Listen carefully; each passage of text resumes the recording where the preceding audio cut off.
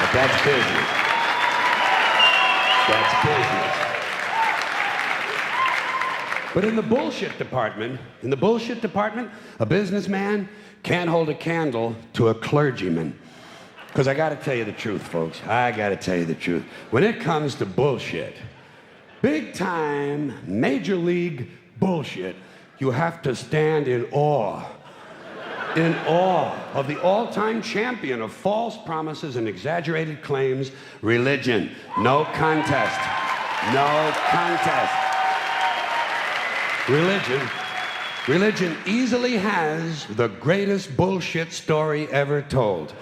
Think about it. Religion has actually convinced people that there's an invisible man living in the sky who watches everything you do every minute of every day.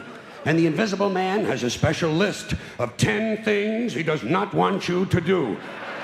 And if you do any of these 10 things, he has a special place full of fire and smoke and burning and torture and anguish where he will send you to live and suffer and burn and choke and scream and cry forever and ever till the end of time. But he loves you.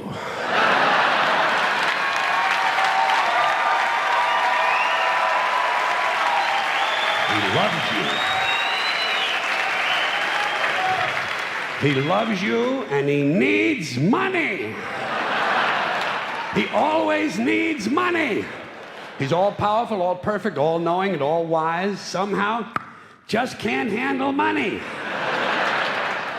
Religion takes in billions of dollars, they pay no taxes, and they always need a little more. Now, you talk about a good bullshit story. Holy shit.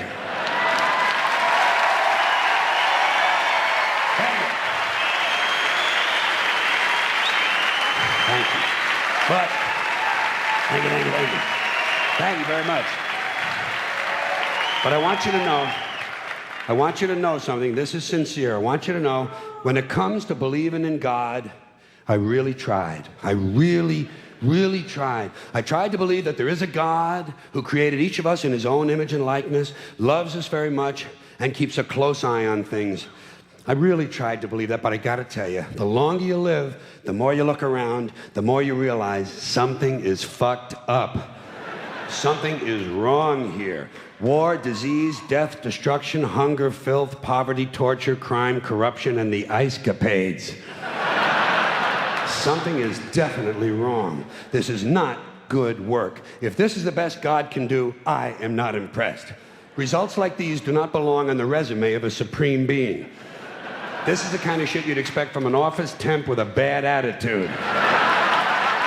And just between you and me, if in any decently run universe, this guy would have been out on his all-powerful ass a long time ago. And by the way, I say this guy because I firmly believe, looking at these results, that if there is a God, it has to be a man.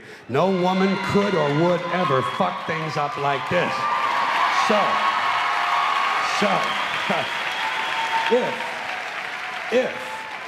If there is a God, if there is, I think most reasonable people might agree that he's at least incompetent and maybe, just maybe, doesn't give a shit.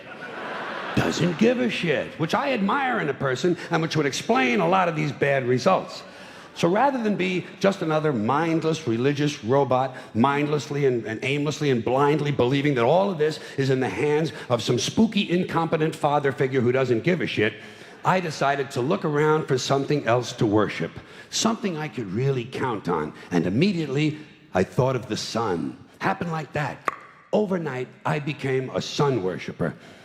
Well, not overnight, you can't see the sun at night. But first thing the next morning, I became a sun worshiper. Several reasons. First of all, I can see the sun, okay?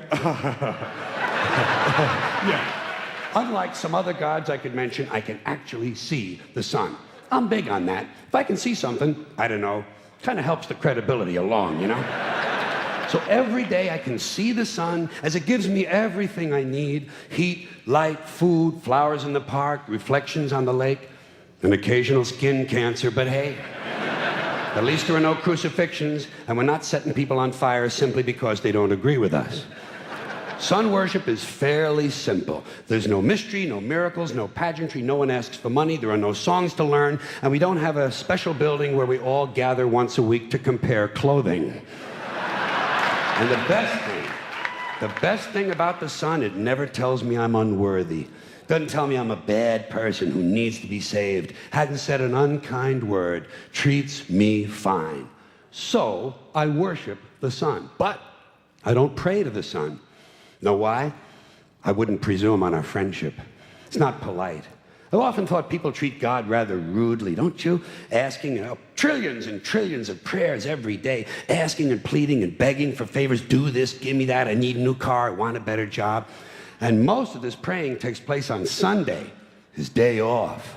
It's not nice, and it's no way to treat a friend.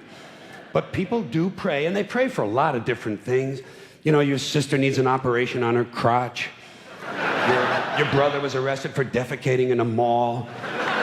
But most of all, you'd really like to fuck that hot little redhead down at the convenience store.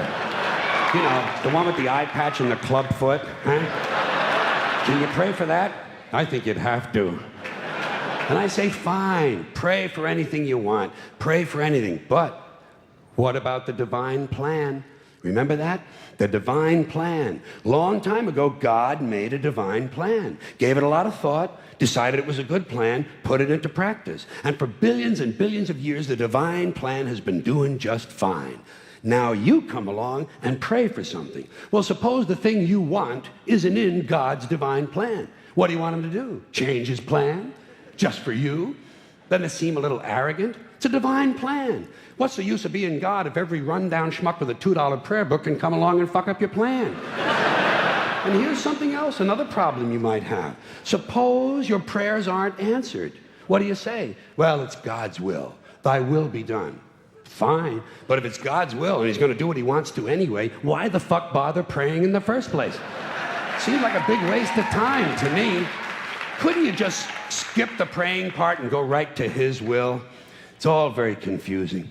So to get around a lot of this, I decided to worship the sun. But as I said, I don't pray to the sun. You know who I pray to? Joe Pesci. Joe Pesci. Joe Pesci. Two reasons. First of all, I think he's a good actor, okay? To me, that counts. Second, he looks like a guy who can get things done. Joe Pesci doesn't fuck around. Doesn't fuck around.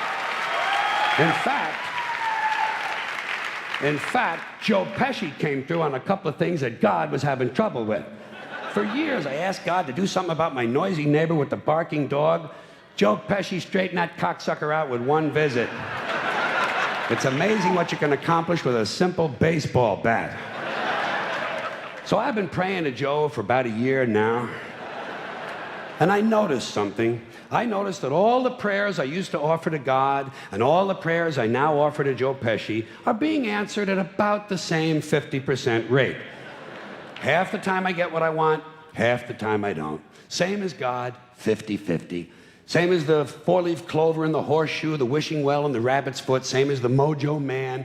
Same as the voodoo lady who tells you your fortune by squeezing the goat's testicles. It's all the same, 50-50. So just pick your superstition, sit back, make a wish, and enjoy yourself. And for those of you who look to the Bible for moral lessons and literary qualities, I might suggest a couple of other stories for you. You might want to look at The Three Little Pigs. That's a good one. Has a nice, happy ending. I'm sure you'll like that. Then there's Little Red Riding Hood, although it does have that X-rated part where the big bad wolf actually eats the grandmother, which I didn't care for, by the way. And finally, I've often always drawn a great deal of moral comfort from Humpty Dumpty. The part I like the best, all the king's horses and all the king's men couldn't put Humpty Dumpty back together again. That's because there is no Humpty Dumpty and there is no God. None, not one, no God, never was. In fact, I'm gonna put it this way. If there is a God,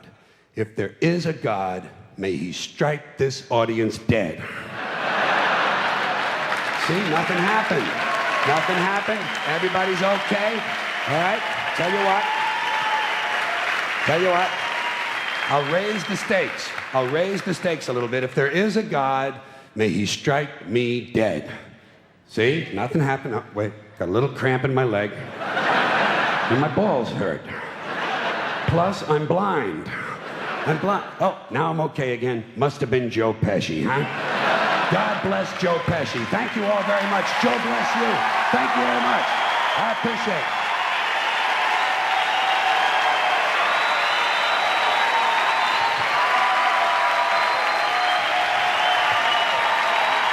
Bye-bye. Have fun. Good. Thank you very much.